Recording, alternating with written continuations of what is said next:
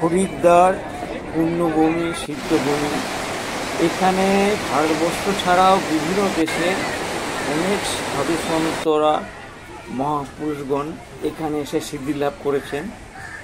আমি এখানে এইরকমই একজন মহামানব, মহাপুরুষ, কামরাজ মহাযোগী, ওনার সম্পর্কে, ওনার সাধন ক্ষেত্র সম্পর্কে দেখাবো। আপনারা পুরো ভিডিওটি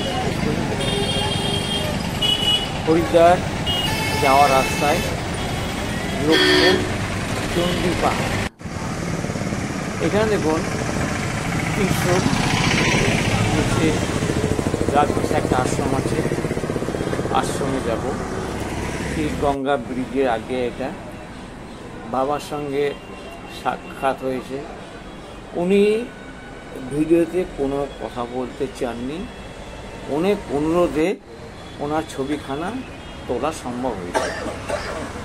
রোডের পাশে ছোট্ট একটা আশ্রম, দর্শনার্থীদের উনি প্রসাদ দিয়ে থাকেন।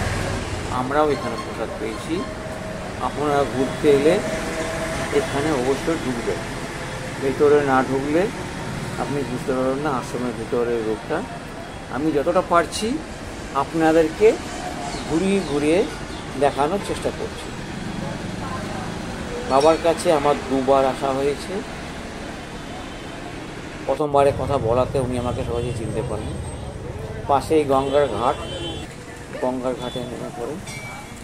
আমরা এখন চলে এসেছি চণ্ডী পাহাড়ের পাশে, গঙ্গার ওপরে দক্ষিণা কালী মন্দির। দক্ষিণা কালী মন্দির, এটা চণ্ডী পাহাড়ে হাঁটার রাস্তা। এই রাস্তা দিয়ে চণ্ডী পাহাড়ের ওপরে ওঠা যায়। যদিও এছাড়াও অন্য সাইডে রাস্তার পাশে রোপওয়ে আছে, রোপওয়ে দিয়েও আপনারা চণ্ডী মাতা পাহাড়ের ওপরে উঠে দর্শন করতে পারেন। দক্ষিণা কালী মন্দিরের ভেতরে প্রবেশ করেছি। প্রবেশদ্বারের সিংহ,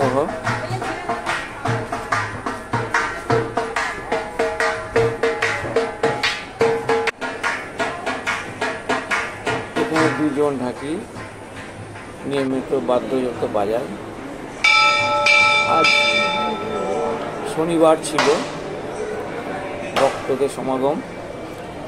এখানে স্ট্যান্ডের মধ্যে প্রদীপ জ্বালিয়ে মনস্কামনা পূর্ণ করেন। এখানে দেখছেন পুজো দেওয়ার পরে নারকেল ভাঙার কথা আছে। সবাই অল্প পরিমাণ নিয়ে যাওয়ার পরে বাকিরা এখানে রেখে যায়। অনেকে এখান থেকে নারকেল সংগ্রহ করে প্রসাদ গ্রহণ করেন। কামরাজ বাবার প্রতিচ্ছবি ভিতরে আছে, কিন্তু ঠিক মতো আসেনি। নিচে, ঠিক মন্দিরের নিচে যজ্ঞ কুণ্ড, যজ্ঞ গৃহর মধ্যে আমি প্রবেশ করেছি। অন্ধকার জায়গা, চারিদিকে বিভিন্ন রকমের মূর্তি আছে। আপনারা দেখে বুঝে একটু নেবেন, কারণ অন্ধকারের মধ্যে ছবিগুলি ঠিক মতো আসেনি, আবছা এসেছে। ধোঁয়াতে ভর্তি। বড় ত্রিশূল,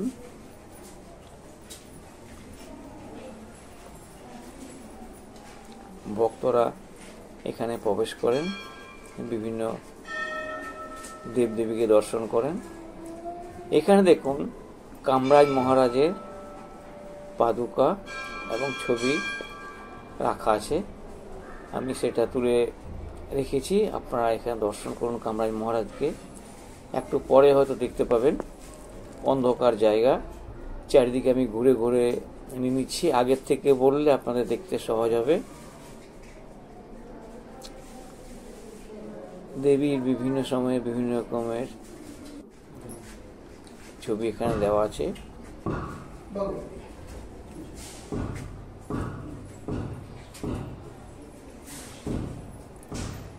এবারে দেখুন, কখনো আলো পড়লে এখানে দেখুন কামরাজ মহারাজের ছবি, ওনার প্রতিচ্ছবি। বাবার পায়ে প্রণাম জানায়, ওনার পাদুকা রাখা আছে। এই গর্ভগৃহের নিচে দান বক্স, বাবার মন্দির, দরজা বন্ধ করা আছে। ভক্তরা এই বাইরে থেকে প্রদীপ জ্বালছেন।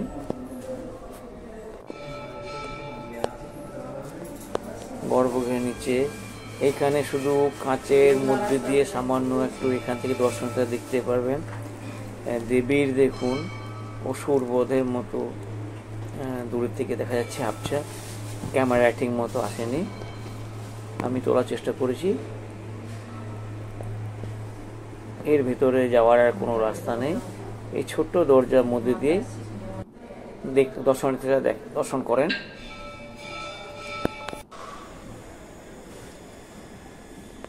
কামরাজ বাবার মন্দিরের পেছন দিকে এই জায়গাটা, কামরাজ বাবার দরজা সবসময় বন্ধ থাকে। আগে এখানে দেখেছিলাম ওপরের থেকে গঙ্গা এবং পাহাড়গুলোকে আমি এখান থেকে তুলে ধরার চেষ্টা করছি। মাঝে গঙ্গা বয়ে যাচ্ছে, উল্টো পারে ঠিক এই পাশাপাশি মনসা পাহাড়, গঙ্গার ওপারে মনসা দেবী মাতার পাহাড়, ওখানেও রোপওয়ের ব্যবস্থা আছে, ওখান থেকেও আপনারা রোপওয়েতে দর্শন করতে পারবেন। এখানে দক্ষিণা কালী মন্দিরের পাশে একজন সাধু বাবা বসে আছেন। ভক্তরা মায়ের পুজো দেওয়ার জন্য অপেক্ষা করছেন। সাধু সন্তরা পাশে আরো কিছু বসে আছেন।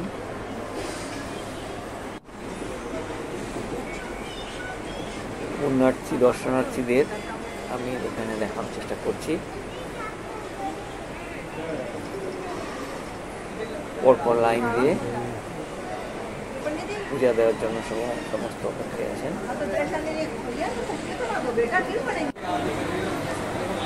এখানে তার পাশেই আছে মহাদেব, গৌরীর পর পুরোর উপর বাঁধানো ত্রিশূল, তার সঙ্গে মহাদেবের সর্প, মহাদেবের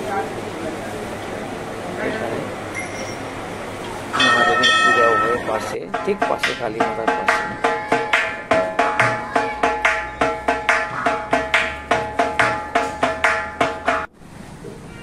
মন্দির থেকে বেরিয়ে এসেছি, ঢাকিদের শব্দ শুনলেন। ব্রিজ, এই ব্রিজ দিয়ে এবার আসা যায় হরিদ্বারের ওপার থেকে।